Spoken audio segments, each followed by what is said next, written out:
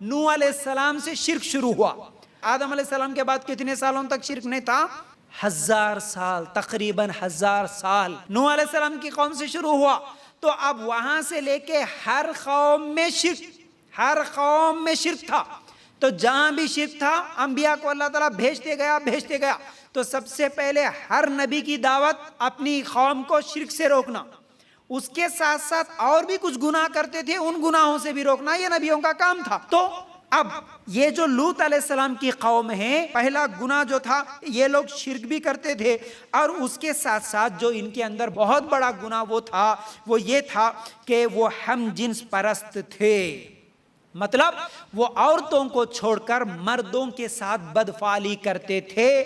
آج جسے ہومو سیکسوالٹی کے نام سے، بلکہ آج حکومتی طور پر بھی اس کو جائز قرار دیا جاتا ہے، بلکہ ایسے لوگوں کے اوپر کوئی کارروائی نہیں ہوتی، بلکہ وہ لوگ مرد کے ساتھ نکاح کر رہا ہے، مرد کے ساتھ زندگی پوری گزار رہا ہے، عورتوں کے پاس نہیں جاتا، عورتوں سے نکاح نہیں کرتا، بلکہ مرد ہی نکاح کر لے کے زندگی گزار رہے، اس کو آج جائز قرار دیا. یہ گناہ اس سے پہلے کوئی بھی نہیں کرا تھا. یعنی لوط علیہ السلام کی قوم سے پہلے اس گناہ میں دوسرے لوگ ملوث نہیں تھے، یہی لوگ شروع کرے یہاں سے مرد کے ساتھ ہم جنس پرستی. ان کے پاس شرک کے بعد سب سے بڑا گناہ یہی تھا. اب اس میں یہ لوگ ملوث تھے. اور ایک تیسری غلطی ان کے پاس یہ تھی کہ جو بھی برائی کرتے یہ اس کا اور چرچا بھی کرتے لوگوں میں آ کے. گناہ جو بھی کرتے مجلسوں میں بیٹھ کے اس کو بول کے باتاں کرتے ہوئے لوگوں کے سامنے ہنستے، اور راستے میں بیٹھ کر ڈاکہ ڈالتے، چوری کرتے. ان کے پاس کیا ہے؟ یہ سب چیزیں ان کی بیماریاں تھیں، ان کے گناہ تھے. قوم لوط کے یہ گناہ، اس گناہ میں جب ملوث ہوئے تو اللہ تعالیٰ ان کے پاس لوط علیہ السلام کو بھیج دیا، لوط علیہ السلام کو نبوت دیا. اب یہاں پر رک کر اگر ہم لوگ تھوڑی دیر کے لیے سوچیں، یہ جو بیماری آج بڑھ رہی ہے، یعنی عورتوں کو چھوڑ کر صرف مرد مل کر ہی نکاح کر لینا، ان کے ساتھ زندگیاں گزارنا، ان کے ساتھ بدکاریاں کرنا، اس سے کیا ہے بہت ساری بیماریاں بھی پھیل جاتی ہے. اور اس کے ساتھ کیا ہے، ایک تو خاندان بھی آگے نہیں بڑھتا، پھر اگر ہر مرد اسی طرح کرے تو پھر عورتوں کا کیا ہوگا. تو یہ اس کو آج بہرحال کوئی گناہ بھی نہیں سمجھا جا رہا، یہ بیماری بھی بہت زیادہ بڑھتے چلی جا رہی ہے. اللہ کے رسول صلی اللہ علیہ وسلم نے تو فرمایا، ترمذی کی یہ روایت ہے، لوط علیہ السلام کی قوم کی طرح اگر کوئی گناہ کرتا ہے، ایسا کوئی کام کرتا ہے تو انہیں قتل کرو. ترمذی کی یہ روایت، یہ اتنا خطرناک گناہ ہے، اسلام میں اس کی سزا قتل ہے. جہاں اسلامی حکومت ہوتی وہ حاکم ان کو قتل کرے گا، عام آدمی نہیں، جو چاہے وہ نہیں ہوتا. اس کا غلط مطلب نہیں لینا، بلکہ اسلام میں تو اس کی سزا یہ ہے کہ مرد کے ساتھ نکاح کر کے بدکاری کرتے ہوئے نہیں زندگی گزار سکتا. اب وہ جو فرشتے ابراہیم علیہ السلام کے پاس گئے تھے نا، اسحاق علیہ السلام کی بشارت دینے کے لیے گئے، اب وہاں سے آئے لوط علیہ السلام کے پاس. لوط علیہ السلام کے پاس نوجوان یعنی انسان کی شکل میں آئے.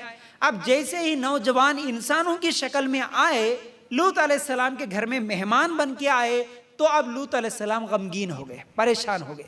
یہ میری قوم کی حالت دیکھے تو یہ ہے، جب کبھی بھی ان کو کوئی نوجوان نظر آتا، مرد نظر آتا تو سب دوڑ کے آ جاتے. اب میرے لیے یہ بہت مشکل دن ہے. اس طرح وہ دل ہی دل میں تکلیف محسوس کر رہے تھے، غم میں تھے. لوط علیہ السلام کی بیوی جا کے قوم کے لوگوں کو جا کے بتا دی، اور قوم والوں کی بات سنتی تھی، شوہر کی بات نہیں سنتی تھی. ہمارے گھر میں مہمان آ گئے، نوجوان آ گئے بول کے قوم کے لوگوں کو جا کے بتا دی.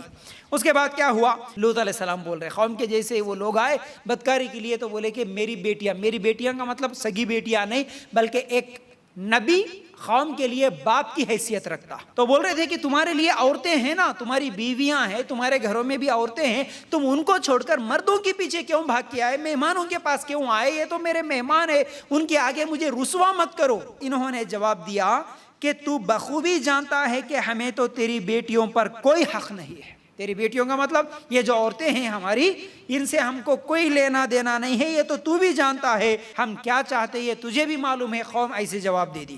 اس کے بعد لوط علیہ السلام نے کہا کہ کوئی اگر طاقت یا کوئی میرے پاس کوئی بچانے والا، تمہارے سے لڑنے والا ہوتا تو کاش کتنا اچھا ہوتا. اس طرح لوط علیہ السلام سوچ رہے تھے. اب فرشتوں نے کہا، اے لوط، ہم اللہ کے بھیجے ہوئے فرشتے ہیں، تجھے ڈرنے کی ضرورت نہیں ہے. اے لوط، تجھے غم کرنے کی ضرورت نہیں ہے۔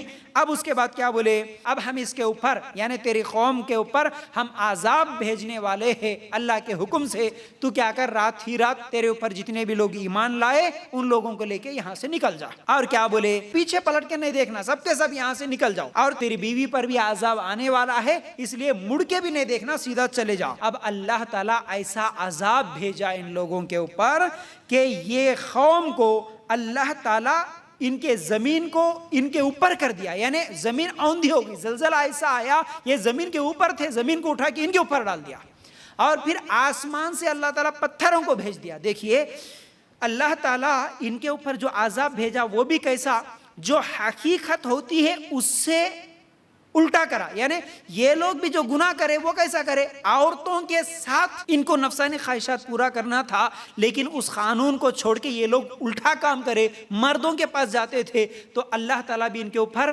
آسمان سے اللہ تعالیٰ اصل میں بارش برساتا ہے، لیکن اللہ تعالیٰ ان کے اوپر پتھروں کو برسایا اور ان کو اٹھا کے زمین پہ دے مارا اللہ تعالیٰ۔ ان کے اوپر ایسی عذاب کو اللہ تعالیٰ نے بھیج دیا، اور ان کی بیوی بھی اسی عذاب میں مبتلا ہو گئی، اور آج بھی اسے یہ لوگ جہاں پر ان کے اوپر عذاب آیا اس کو ڈیڈ سی کے نام سے جانا جاتا ہے، پورا کا پورا سمندر بن گیا، بحر مردار کہتے ہیں اس کو، اور کئی دنوں تک کیا ہے وہاں پر کھنڈرات بھی دیکھے گئے اور ان کے نشانات بھی دیکھے گئے۔ یہ قوم لوط پر اللہ تعالیٰ کا ایسا عذاب اللہ تعالیٰ نے بھیجا